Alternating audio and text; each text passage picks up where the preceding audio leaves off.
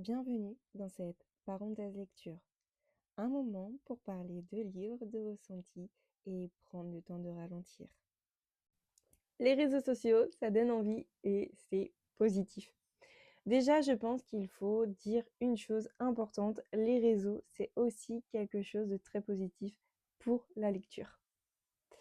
Grâce à ça, on découvre plein de livres, on découvre des auteurs, on retrouve parfois l'envie de lire après longtemps et ça, c'est que du positif et parfois même, on découvre des genres qu'on n'aurait jamais ouverts de nous-mêmes. Donc ce n'est pas mal d'avoir envie de lire, un livre parce qu'on l'a vu partout. Mais découvrir, de nouveaux styles grâce au réseau. Ça, c'est vraiment, vraiment génial. Personnellement, je trouve que les réseaux peuvent aussi être une vraie porte d'ouverture.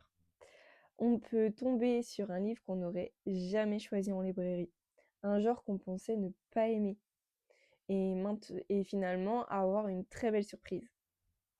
Et ça, c'est vraiment quelque chose de précieux. Mais parfois, on se perd complètement. Le problème, c'est quand on commence à choisir ses lectures uniquement en fonction de ce qui est populaire. On achète un livre parce qu'il est partout, puis un autre, puis encore un autre. Et à force, on ne sait plus vraiment ce qu'on aime lire. On peut même finir par croire qu'on n'aime pas lire, alors qu'en réalité, on lit simplement des livres qui ne nous correspondent pas. Donc, il faut apprendre à écouter ses goûts à soi. Avec le temps, je pense qu'on apprend quelque chose d'important. Nos goûts comptent plus que les tendances. Heu, Ce n'est pas parce qu'un livre est adoré par tout le monde qu'il va forcément nous plaire et ce n'est pas grave du tout.